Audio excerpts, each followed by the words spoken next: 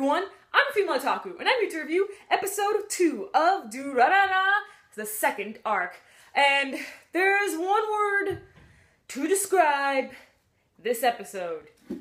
Yo! Yo! Yo! Yo! Whoa! Okay. Where to start? Where to start? Jesus Christ, oh my gosh, so much stuff happened. Woo, okay. Namie. My least favorite character in all of Durarara. I hate her so much. So much whenever we go with her. Whew. And so when I found out last week, you know how like you have the sneak peek of next week's episode and stuff. When I found out that we were going to have a Namie episode, I'm like, oh great, not this again. No. Yo! Alright. Let's get down to the episode. So.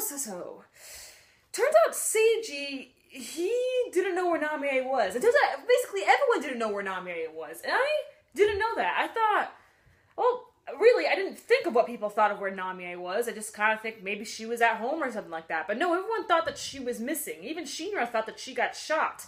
So that's pretty interesting. And so, with Izaya, you know, over at the hospital and stuff, Namie has a bit of free time. So instead of her asking Izaya for information on Seiji, she decides to go out and pay the twins to spy on them. And also, she's paying them a lot of cash. Jesus Christ. Okay, so she snaps when she finds out that Seiji pronounces Mika's name without any honorifics. So, you know, not like Mika-chan or Mika-san. Nope, it's just Mika. Oh dear. So, Namie, she flipped out. Okay, basically, this episode was filled with yanderes. Just plain insanity, okay? You see, whenever it came to Seiji and Mika and Namie's little story here, it's the most twisted story ever. And this episode just made their whole little story even more twisted. But that doesn't mean I hate it. Oh, no. I love Durarara so much. So much. Alrighty, so let's get more with this episode. So, Namie decides to kill Mika. But before she ends up trying to kill her, we end up finding out that Mika wants the head. Why does she want the head? Now, at first, I thought as she was explaining with why she has this little tool in her hand, I thought she was at first explaining that maybe she wants to shape her head more like the Celti head. Or maybe she just wants to stab the head so that Seiji can no longer think about it. But then we find out she wants to eat the head.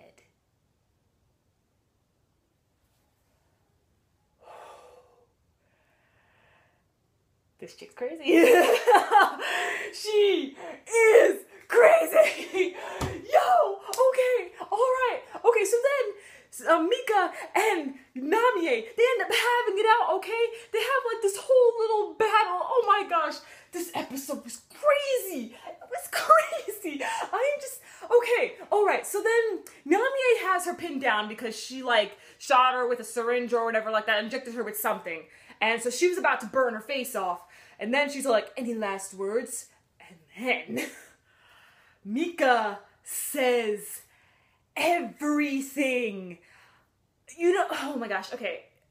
Remember how she was a stalker back over in season 1?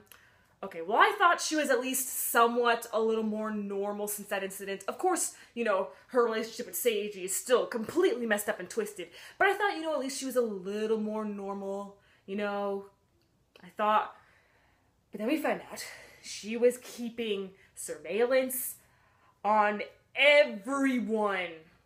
Even people she could care less about, who she hasn't even met. She has kept surveillance on them. She knows everybody's chat room alias name, okay? And she also knows about Saika. She knows about the yellow scarves. She knows about Mikado and the dollars. Woo! Oh, this episode had so much information. Oh my gosh, okay. And then we find out, ooh, yeah, this is important. Okay, so, Sloane. Turns out he was in cahoots with Isaiah.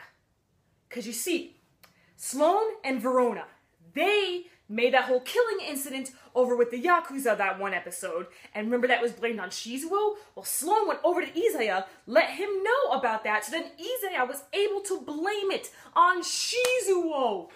Yo! Oh, I love this show so much. Oh, do you guys realize why this is my favorite anime of all time? Do you realize? Do you understand? This is beautiful. I love Durarara so much. Oh my gosh. Okay. Now, let me get back with Sloane and Verona for a second.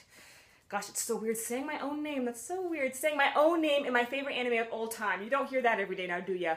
But anyway, so, we see that Verona is working over at Russia's Sushi. Why? Why is she still alive? There's one possible explanation why she's still alive. And that is because of her skill set. But that is also a major reason why she should be dead. Why didn't they kill her? Clearly she's over at Russia's Sushi for, you know, Simon and his buddy to keep surveillance on her.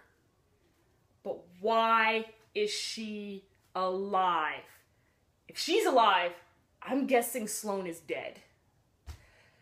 Oh my gosh, man. I'm gonna go full out. Oh my gosh. Oh, I'm flipping out, man. This episode was amazing. Okay, so fast forward a bit. So, Seiji, he comes over, kisses Namie, and Namie flips the flip out. Holy crap. This episode was insane. Oh, man. Wow. And that was Durarara this episode.